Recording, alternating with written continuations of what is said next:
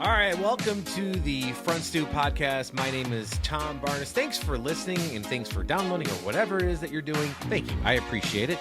So I wanted to talk about something that was a little jarring for me the other day. So, I've been doing things that are a little bit out of my comfort zone traditionally. I never intended to do what I'm doing today the way I'm doing it. And I know a lot of people go through that. I'm pretty sure almost every person on the planet has not ended up doing the thing that they thought they were going to do. But especially like in college and high school. But I went to college for radio broadcasting and then quickly realized that radio was changing faster than I can keep up with it. And I was in radio. I got to do morning radio in Chicago at 94.7 The Zone, on the air producer for Brooke and Jill, which were the only female-driven morning show in the history of Chicago. They were the first, and I believe still the only all-female morning show in Chicago. Brooke and Jill on 94.7 The Zone. Then the station changed formats or did whatever they always do. And then it was Sludge and Brian in the morning, Brian Peruk, who's now over at The Mix, and Sludge Brian Haddad, who's over at Q101 right now. Believe those two gentlemen are still there. So I did radio and then kind of just, the radio station I was at flipped formats. And I went from playing From Whom the Bells Toll by Metallica into My Girl by the Temptations. And that was in the fall of 2006, 20 years ago. Damn, I just realized that right now. So, I did that, and then I did some part-time work, did some on-air work out in Joliet, and ended up at WGN Radio, where it was kind of a feather in my cap, if you will, because WGN Radio at that time was the number one station in Chicago. And they had the Cubs, they had the Blackhawks, they were kicking everybody's ass. They were truly Chicago's very own, even more than the TV station, because the radio station was first. The radio station started doing their thing in the 20s, well before the TV station was even a thought down at the Tribune Tower. And that's where they were when I worked there. But then the geniuses that own WGN to this day were like, oh, we're going to sell the tower and move to some crappy office building across the river. And it's never been the same since. And their program reflects it. I mean, it is what it is. And radio certainly is not the same. Why am I telling you all this? Well, when I was at WGN Radio, a really good mentor friend of mine, but I started producing him at WGN Radio. His name's Dean Richards. So you might have heard of him. Now, Dean, unfortunately, is part of the massive layoffs that WGN had about a month ago. And they've laid off a lot of people, which is awful. But they laid off a lot of on-air people. And unfortunately, that seems to be the only time that layoffs get noticed in TV, local TVs, when the on-air people get laid off. But there's been layoffs with producers, writers, editors, all that stuff was going on. And then the on-air people. And a lot of people, including myself, were shocked at that. Not only did they lay off as many as they did, but the people that they laid off, all for a merger that didn't go through. But I digress. One of those people is Dean Richards. Dean, I wouldn't be here doing what I'm doing if it wasn't for Dean Richards. I was at the radio station. And I'll tell you this story. So I fill in at WGN Radio, and it was like part-time work, but I was there almost every day filling in for producers, like a producer for Dean, a producer at the time. Spike Odell was still at WGN, and Kathy and Judy, and John Williams, and even the professor. Now, of course, I'm trying to think of his name and I can't. Nick DiGilio was another guy that I filled in with his producer, and others. And it was a great time. And it was a great time to be at WGN Radio because it was the last of the golden era that was WGN Radio in Chicago. And I got to experience that. So much so that the on-air studio at WGN, old WGN Radio, was right on Michigan Avenue. So even though I was laid off from a job, I emailed the assistant news director, who was a huge fan of Chicago radio. And because at the time I was working at 94.7 as an oldies channel, I got to work with Dick Biondi, who is a legend, and John Reckers Landecker, another legend in Chicago radio. Well, it just so happens that the assistant program director, whose name is Kurt, was a huge fan of those gentlemen. And because I worked there, I got myself in the door for an interview with Kurt. Kurt's a wonderful man. He was assistant program director at WGN Radio, and he hired me, and he hired me part-time, and he was a great friend, and we're still, LinkedIn pals, and I hear from him every once in a while. He's, not in radio anymore like a lot of us, but at the time, it was still like the golden age, and it was before they changed everything. but I filled in one particular evening for Dean's producer, or I'm sorry, it was a Sunday morning. That's what Dean's show was. Sunday morning, you know, he would talk about all the things going on in the city and whatnot. And as a producer's job, it is to remind the on-air talent, hey, you got a live read, you know, so, you know, like, I swear WGN Permaseal is like a commercial with Lou Manfredini every 5 minutes, you know, it's like, you got a commercial read. So, you know, there'll be like commercials playing, it's like, and if you have a basement that is drowning in water, check out Permaseal. Permaseal is the expert leading, you know, and they go through this whole thing. Those are live reads. And there's other things you got to like, oh, coming up tomorrow night, they're giving away Cubs tickets for the Cubs and Red Sox at Wrigley Field at 7. You know, they're doing those types of things, right? So it's my job. You click on a little call button, and they can hear you in their headphones, and they're like, oh, okay, I got to do that. So I was, you know, doing what I usually do and telling Dean, oh, you got this live read coming up. You got this. There's guests on the phone. There's 3 people on the you know, because you would have a computer and people would call in and they would light up and you would put their name of who's calling in. This is very old school radio, but you're like Jan from, you know, Schiller Park. You put it in there, which was terrifying to me because I'm an awful speller. So I always had to Google certain towns, make sure that they would understand what I'm writing, or somebody's name sometimes. Because you're like, who the hell, how do you spell, you know, they're, you know, Narragansett, you know, like, no. So I got into radio to talk, not to spell. So either way, I apparently it was good because that particular day, Dean, we're in a commercial break and I reminded him of certain things. And Dean says to me over the intercom, and mind you, I'm looking at Dean this way, Michigan Avenue's out to my right. So he's looking at Michigan Avenue North. I'm looking at Michigan Avenue South, but it's awesome. I truly felt like I arrived, that I was working at WGN Radio in Chicago, because in college, to work at WGN Radio means you made it in radio, regardless if it was full or part-time. So the fact that I was 26 years old working at WGN, I was like, man, I made it to the top at 26. What do I do now? So I'm talking with Dean, reminding him of the things. And then Dean says to me over the intercom, he's like, hey, where are you from? And at first he says, hey, can I tell you something? I said, yeah, sure. What's up? He goes, you don't suck at this. And, and Dean, if you got to know Dean's humor, right? And I click back and I go, thanks, man. Neither do you. And he kind of like jumped back, like, who the hell is this guy? And then he goes like this, and he clicks the button and he's like, where are you from? I'm like, South Side of Chicago. And he's like, I fucking knew it. I was like, why? He's like, well, I'm from Oak Lawn, but I grew up in South Shore. And I'm like, all right, well, I have family in Garfield Ridge and then ended up in Palos Hills. So, you know, how you doing? And he's like, all right. And we've been work colleagues. We're your friends outside of work ever since. And Dean then asked me, what are you doing here? And I said, what are you talking about? I went to school for radio. What am I supposed to? I'm at WGN Radio. This is it. He's like, you could do so much more. He's like, you should be at the TV. And I'm like, I hated TV. I took one class at TV 10 at Illinois State. And I was like, this is stupid. I don't like doing it.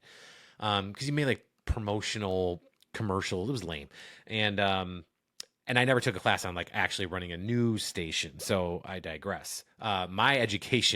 Turns out my education in television was WGN-TV on the midday show starting in 2007, when I learned on the fly from wonderful people like Jackie Keenan.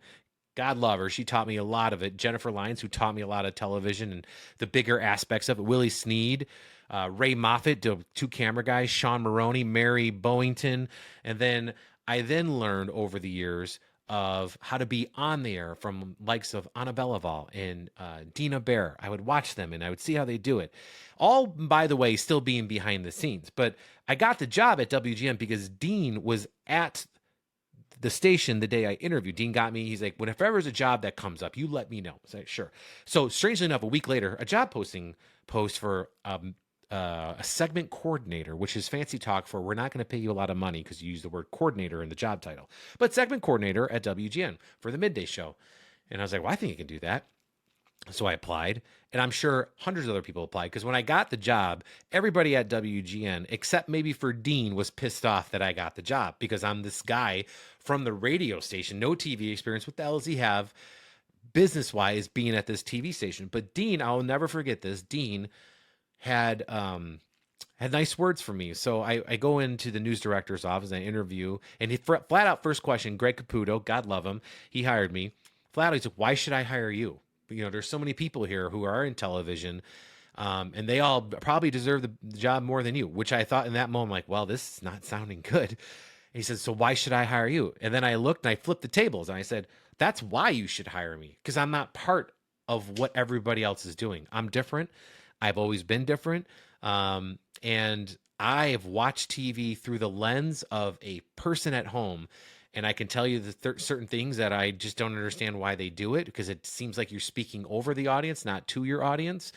And he liked that answer. And then at the end of the interview, which was about 20 minutes, we get up, we walk around the newsroom, and we go by Dean's desk, and Dean looks at him and goes, oh, how's it going? Oh, good. And then so Greg Caputo looks at Dean and says, well, should I hire this guy? And then Dean, I swear to God, he goes, you'd be an idiot not to, is what he told Greg. And Greg goes, well, I'm no idiot. And I said, well, thank God for that. And, he shook my hand. And Greg Caputo, he, like many men of that generation, could be hard on you, but they were hard on you for a reason. They wanted you to do well. And if you figured that out, you had a great relationship. And that's what Greg's intent was. And that's how he taught the people that were his succession: Jennifer Lyons, Sandy Pudar, Aline Cox, all the way down. But it started with Greg for most of us, right? And I'll never forget that, because he walked out. He of course, I asked to see where Tom Skilling worked, because I'm from Chicago. So he wanted to see Tom Skilling. He said, we'll call you in a week. Well, 3 weeks later, I got the call, a long 3 weeks, but I got the call and I started working at WGN. I worked there for 15 years.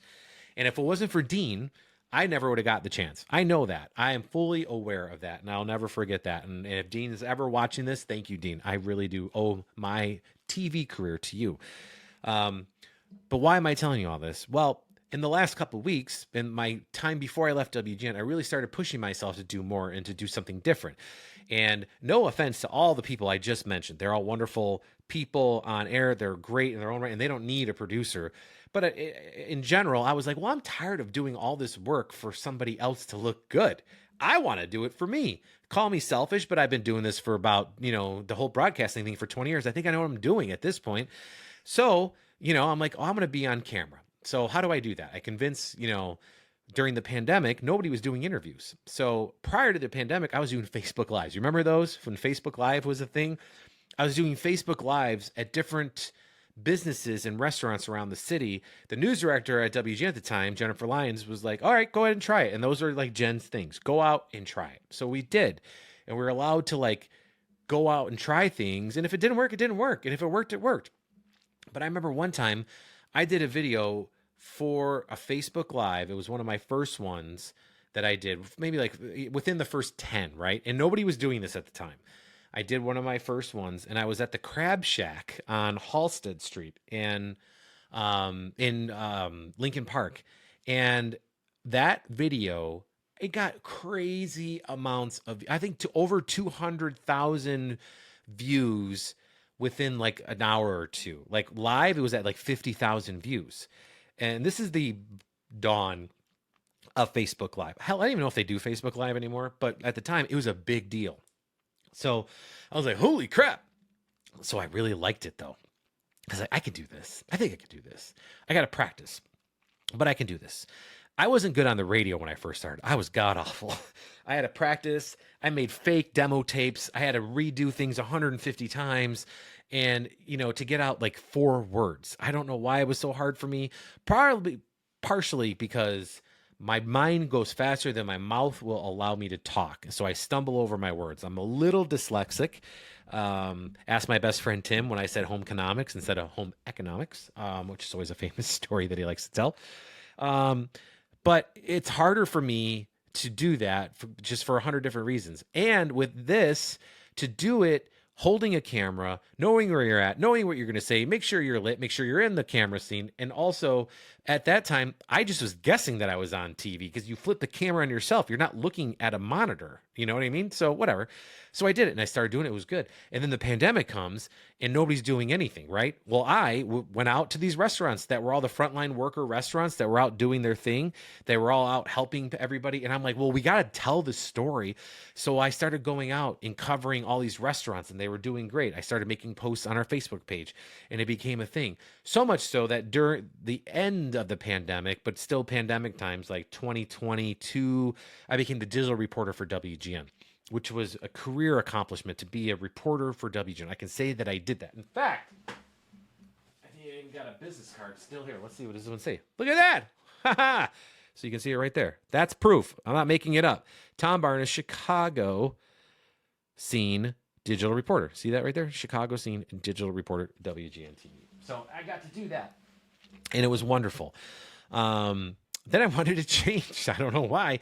For reasons why WGN is not what it is today. It was happening even then, and people in charge then were kind of the way they are now. So I didn't want to be, and I equate this to, I didn't want to be at the party when I knew it was over. I wanted to leave when the party was still great. And that's why I left. And I thought I was done with TV, and I went into nonprofit work, which was not fun at all. It was terrible. And I found my way back into TV, working with some of the great people that I got to work with at WGN, now at CBS. And so, at first was like, well, this is what we have. You want to do this? I said, sure. So I became a producer at CBS, and I've been there for the last 3 years, and I love my time there so far. It's been great because they trust me that I know what I'm doing, which is nice. And I've thrived there, and I've brought certain things to the table, and certain things have worked. I've started doing a digital series that is called For the Love of Chicago, where I feature different neighborhoods. And I wish I would have thought of that back at WGN, but I didn't. I was meant to be thought of now, and they're really successful. A lot of people see them. And then the third piece of me coming back into television was like, well, I want to actually be on the TV, right? I want to do the things on the TV. And so I started to get to do it. Now, sort of, technically. The long run, I would say, if anybody's watches that I work with, the long run, sure, is would I like to be on TV and get paid for it? Absolutely. But you got to start small. And I've always been the kind of person that has to prove themselves. I've never been the person that got things handed to me. It just never has worked out that way for me, at least not with this stuff, right? I've had to work my ass off to get 1 inch. I've had to work harder than most people, as it seems. Now, everything is always different versus somebody's actual experience, so I don't want to downgrade that. But I've had to work really hard while other people have flown past me and done things. And it's really hard to not get jealous or be angry, or, then there's, you switch jobs and all this stuff. But I've always kept at it and wanted to do it and wanted to be better. And I've started my own website, which is storiesfromthe78.com, where I get to feature all these people. And I realized in the last 5 years that I've done more on-air work than behind-the-scenes work with my website, with CBS doing these For Love is Chicago pieces, and I do these one-off pieces like For Love is Chicago Christmas time, For Love is Chicago Thanksgiving. I've done one for the Bear Down flag over at WGN Flag and Decorating Company prior to WGN TV and radio. And I've gotten to really do it. And now I work on a segment called Jumpstart with Jackie. So I produce the Jumpstart segment, and Jackie Kostick is the reporter. And I believe Jackie came up with Jumpstart. So I got to give her all that credit where credit's due. But, TV is a little different than it was 20 years ago. If somebody calls in sick, somebody's got to fill in for it. So sometimes they have to take somebody to fill in for the anchor position, which is the main news position of any news station, is their anchors, right? So sometimes Jackie, for the first 2 years I worked at CBS, Jackie would get pulled off of Jumpstart, and then our Jumpstart segments would essentially become talkbacks. And that is kind of what we did during the pandemic, where you're talking to somebody from the station, and they're listening in their ears, and they're talking to you through the camera and the whole thing. So that was a thing. And I thought, while I was out there producing all these segments, and we're walking all these people through what a talkback is, and these people are terrified because they don't do TV, and they're like, wait, I got to talk when somebody's asking me questions in the ear, and I got to look where, and why do I do this? And so I thought, you know what? I should do it when she can't. And I pitched it. And of course I had to prove myself, which I did, which I understand and respect. Didn't just get the keys to the kingdom. I had to do a bunch of practice ones, but now I've started to do them. And I've done a lot, in the last couple of months, 1 a week at least. Sometimes I did 3 in 1 week, which is insane. So I do the 7 and 8 o'clock hours, which are on the stream. And for those of you who don't know, on the stream is not, it's not a union issue, because union is over broadcast. So I'm allowed to do it on the stream. My goal, though, would be to be on both eventually. I would be, because, and not to take anybody's place, just to do my own thing. So, which I'm working towards, I guess, but with all that, it's also really terrifying for me, because I never thought I would be on TV ever. I barely had the idea wrapped around my head that I was going to be on the radio, and I was uncomfortably comfortable doing that. But doing the TV stuff, I am very uncomfortable. And I have been very uncomfortable, but also getting comfortable doing it. But it's pushing myself. You know how people say you got to do things that scare you? This scares the hell out of me. I'm not going to lie, because it's a lot. And you don't think it's a lot, but it is, because you got to remember somebody's name, where you're at, where the camera is, what you're talking about, what time is it, you know, all this stuff that you never, ever have to think about. If you're somebody watching at home, it just seems like normal. But once the camera's on you and you're looking at light and not anything else because the light's bright, you're like, what the hell am I talking about? So I've been working on it. So why am I telling you all of this life story of me? I had this dream, and it was a pretty powerful dream. It was a dream in which I died in the dream, which kind of terrified me. But I've done the whole spiritual thing long enough to know that doesn't necessarily ever mean that you're gonna die. But in the dream, I was in, like, either I was in an ambulance or I was on the floor, but there were people over me. My wife was over me, and there were people working on me. And I remember the life being slowly drained from my body. And I remember I was having an internal conversation with somebody. I don't know who, but I was having this internal conversation, like almost negotiating, like, no, I'm not going. I am not ready. I am not going. You're not taking me. And the voice being very nice and gentle, going, but it's your time. It's your time. And I remember looking at my wife, and I remember thinking, I will not leave until I say goodbye and that I love her. And in that moment, they're like, okay, then say goodbye. And when they said say goodbye, up until that point, everything around me was kind of like muffled, like Charlie Brown, like roar, roar, roar, roar. It's all this muffle. I could see people doing things, and there's lights and all this stuff. Not lights like the afterlife lights, like lights like a room, right? And I can feel the energy kind of leaving my body, right, as this is happening. So this dream's pretty intense. And I remember then saying, oh, well, I got to say goodbye. The voice then says, okay, well then say goodbye. So all of a sudden, when I like open my mouth up, all of a sudden, all that comes like in HD crystal clear, and I can hear everybody and everything. And I grab my wife by the hand, I think, and I look at her and I say, I love you. And I said goodbye. And when I said, well, actually, I said goodbye, I love you. And as I said, I love you, I felt myself be done, right? I felt myself leave, and which is terrifying, right? Because in a dream, you don't necessarily know you're dreaming. But I remember this euphoric feeling I got over my entire body of when I felt like when I started to let go because I just couldn't hold on anymore. I remember that feeling being something that I really wanted. And then I remember letting go completely and then that feeling, whatever that feeling was, rushed through my whole body. And then everything kind of just faded to dark. And that was it. That was the dream. So naturally I woke up and I was like, what the hell is that all about? That's terrifying. You know? So I thought about the dream. I journaled about it. I'm a journaler sometimes. I try, not all the time. But I looked it up, and, there's a lot of crap on the internet, but whatever. I looked up a couple things, and it's about, new phases of life and something ending, something new.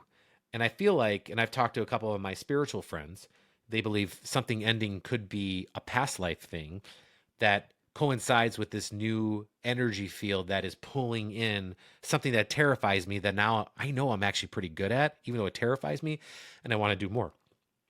So there's that, the new beginning of being on the TV when I never thought I'd do it ever in my life.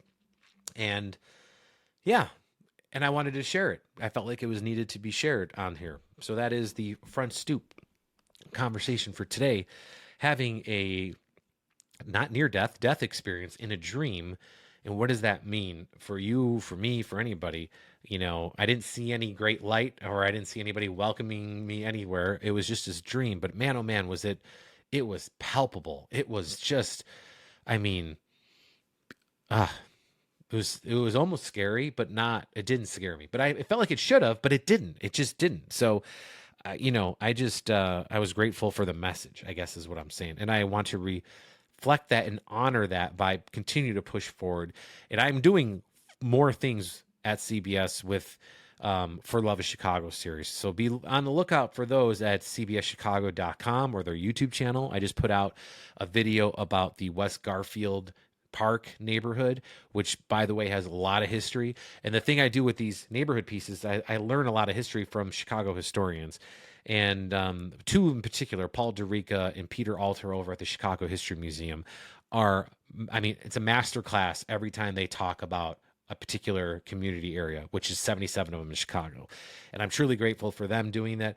But this is opening up a lot of doors for me that I recognize. And I think that's what the dream was about. It was saying goodbye to the old, because I came from not my family's always been supportive. Let me make that clear. Very supportive. My mom and dad always supportive. Go do your thing. Go follow your dreams. But also, you can't be on the radio. That was like my parents. Like, who's on? Nobody's on the radio that we know. Nobody works at WGN. Nobody does TV news. Nobody works at CBS. But I do, and I have, and I've been doing it for a long time. So I'm the weirdo in the family that has done all the things. But either way, that is the front stoop for today. Thank you for listening to me. I say this all the time. I try to make it more regular. I just easy. I always forget, or I don't have something to say. So when I have something to say, that's when I do this. But stories from the 78.com every single day, except for the weekends, Monday through Friday. Be sure to subscribe to that YouTube channel. That would do me a solid. So I thank you very much. Good night and have a good day.